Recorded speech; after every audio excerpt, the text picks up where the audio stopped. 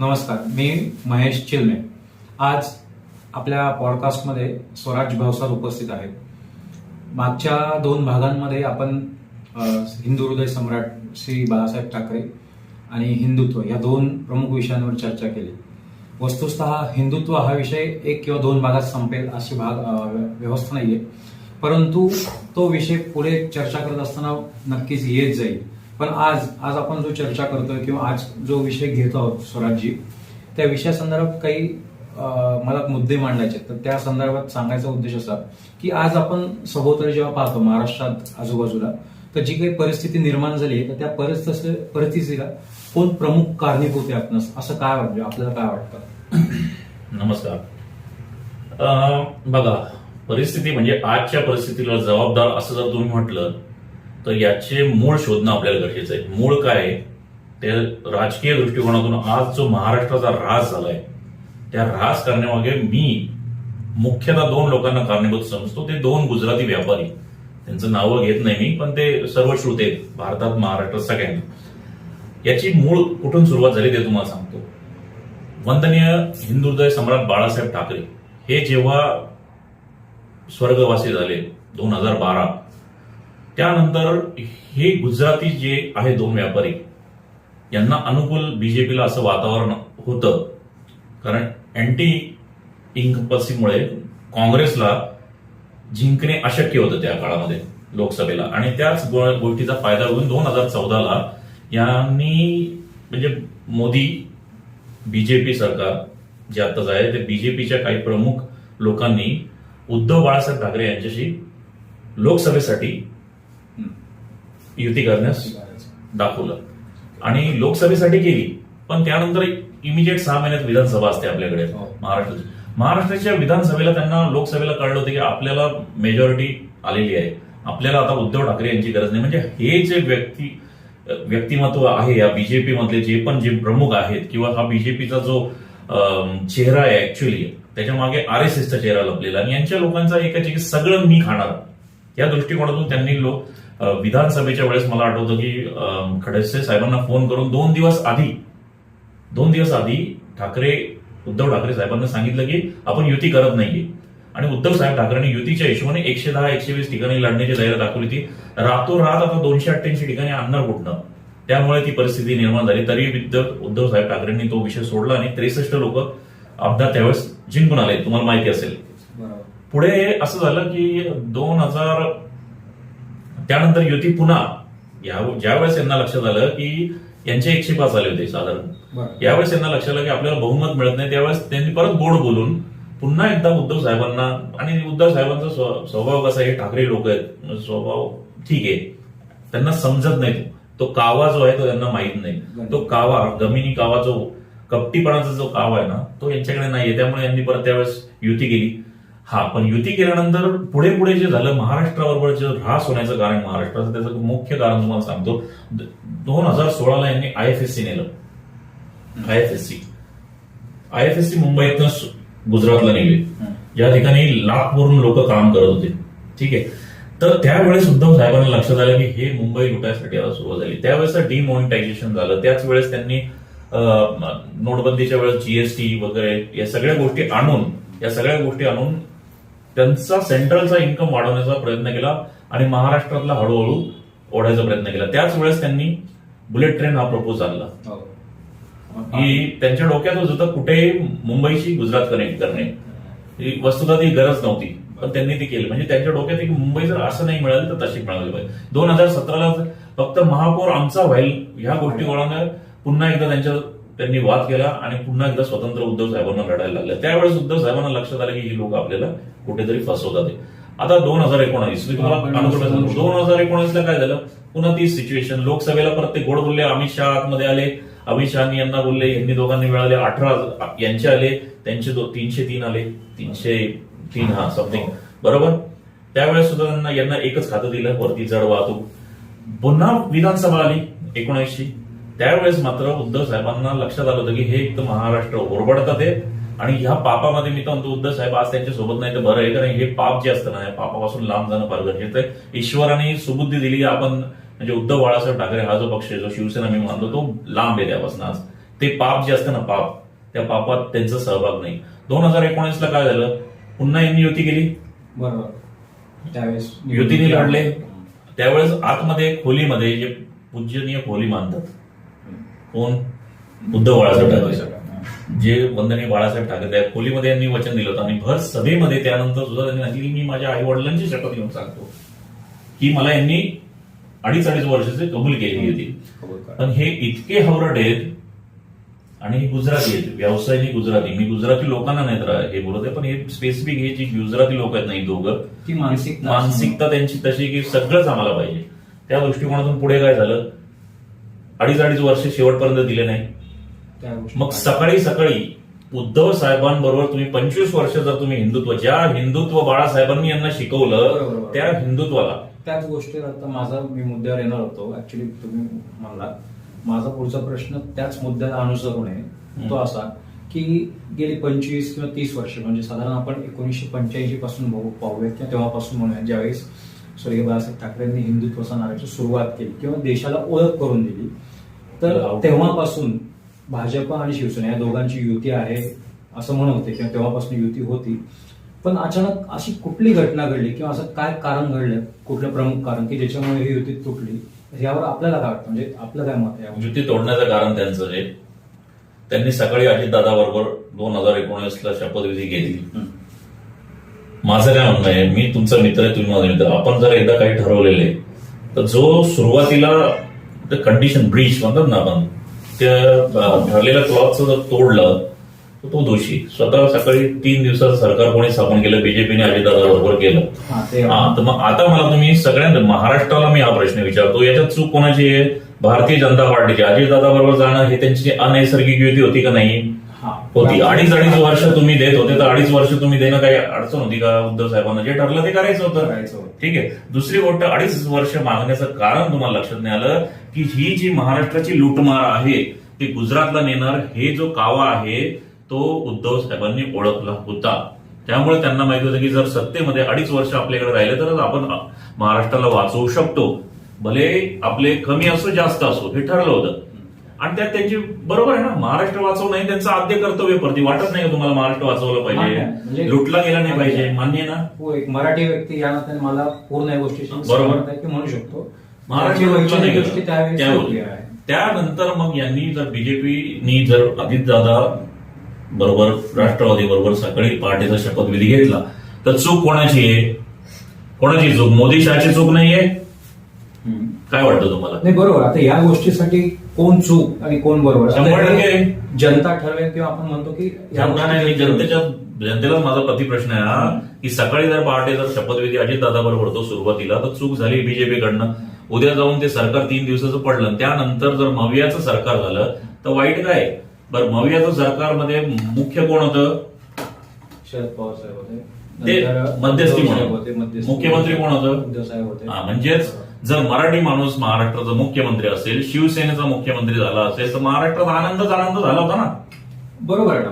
पण जेव्हा आपण सोशल मीडिया किंवा आपल्या आजूबाजूची सध्याची परिस्थिती जेव्हा पाहतो, तर त्या सोशल मीडियाच्या वातावरणात असं म्हणजे दाखवलं जात आहे किंवा दिखावा केला जात आहे की ही युती तुटण्यासाठी किंवा ह्या गोष्टी ज्या घडल्या ह्या घटनेसाठी माननीय उद्धव साहेब ठाकरे तुमच्या समोर असं दाखवलं जातं. मला तुम्ही सांगा महेशजी, मी तुमच्या सगळी क्रोनॉलॉजी लावली बरोबर, आणि एवढं करून त्यांनी काय केलं? 2.5 वर्ष कोणाला दिले पुन्हा?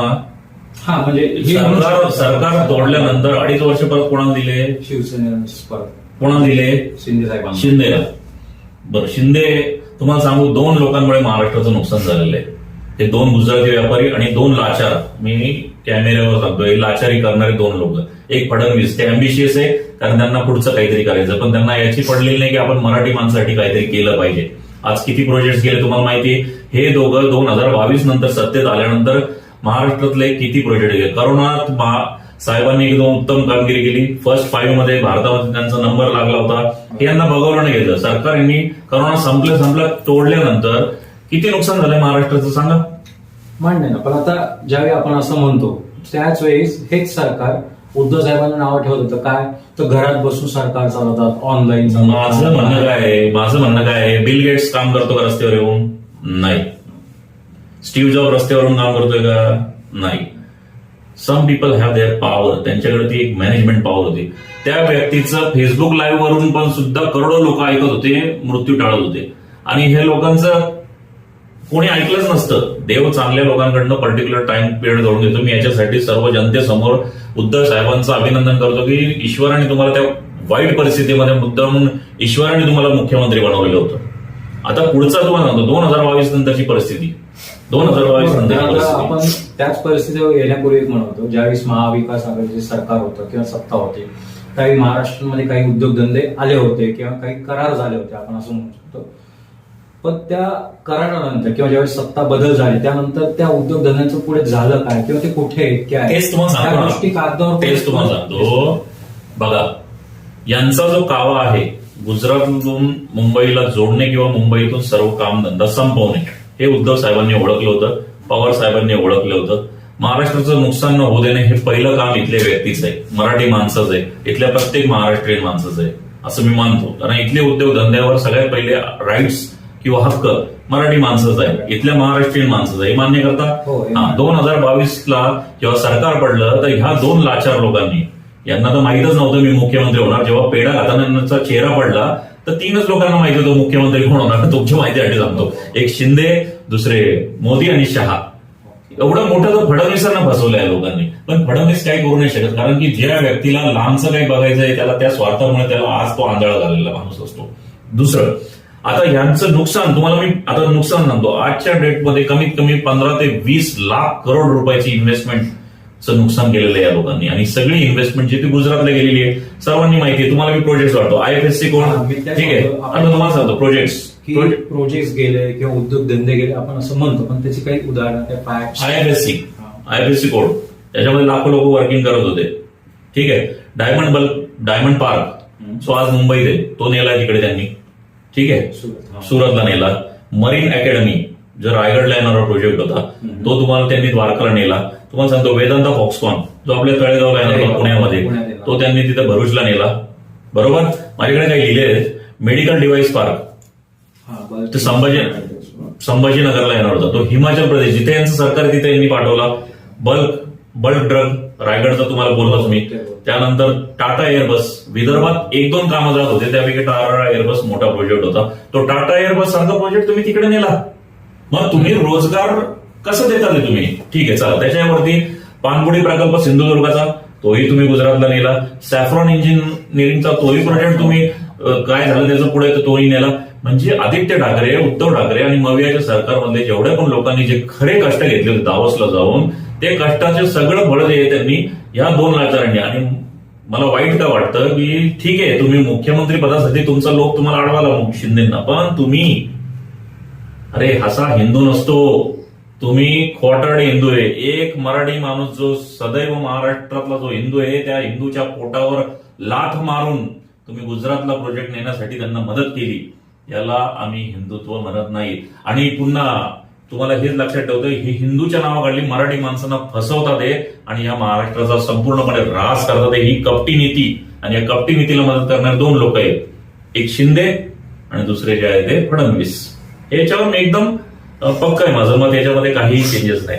शेतकऱ्यांचा प्रश्न तुम्ही विचारला, त्या संदर्भातच मी येणार होतो. कारण आता सध्या आपण पाहतो की सत्ता बदल झाली, नवीन निवडणुका झाल्या, त्यानंतर नवीन सरकार आलं. जसं आता आपण म्हणतो तिघांचं सरकार, 3 वगैरे पायावर चालणार सरकार म्हणतो. पण हे सरकार आल्यापासून जेव्हा आता पाहतो की या सध्या सरकार जे आले, त्या सरकार आल्यापासून आपल्या महाराष्ट्राचे जे शेतकरी आहेत, कामगार आहेत, किंवा जे छोटे उद्योजक आहेत, किंवा जे तरुण युवा बेरोजगारांसाठी किंवा बेरोजगार म्हणून फिरत आहेत, त्या संदर्भात आपलं काय मत? शेवटचा प्रश्नाचं तुमच्या उत्तर देतो मी. हे रोजगारची परिस्थिती तुम्ही बघितली, आज एकही सरकारी नोकरी देत नाही. जर कॉम्पिटिशन स्पर्धा परीक्षा घेतल्या तर त्यांचे पेपरचे पैसे फीस वगैरे गोळा करतात आणि पेपर फोडून मोकळे होतात. ते स्कॅन करण्यात पटाई येते आणि पुढे पेपर फुटल्यानंतर रिझल्टच नाही. अहो नीटचे पेपर फोडतात, ते नीट डॉक्टर एवढं सिरियसनेस आहे. चला त्याच्या पुढचं म्हणजे विद्यार्थ्यांचं भविष्य नाही, तरुण पिढीचं यांना बिलकुल काय घेणं देणं. एवढे प्रोजेक्ट महाराष्ट्रातून परवडे, याच्यात कमीत कमी परत 30 ते 40 लाख लोकांचा रोजगार मिळाला असता. एवढे मोठे प्रोजेक्ट यांनी गुजरात आणि इतर राज्यांमध्ये पाठवलेले आहेत, हे तुम्ही मान्य करता का नाही? मग आंधळे होऊन फक्त हिंदू म्हणून तुम्ही कुठपर्यंत तुम्ही या सगळ्या गोष्टी करणार आहेत? म्हणून मराठी माणसाने हिंदू आहेच, पण आपल्याला पहिले आपलं घर वाचवता आलं पाहिजे. आज महाराष्ट्राची परिस्थिती विदारक झालेली, विदारक. शेतकरी, आता मी शेतकऱ्यांकडे येतो, कापूस आणि सोयाबीन, बाकीचे धान्य आहेच, त्यांना तर भाव भेटतच नाही. भाज्या वगैरे या सगळं ते सोडूनच द्या. कापूस किती वर्षाले भाव देतात, ते दिला यांनी भाव.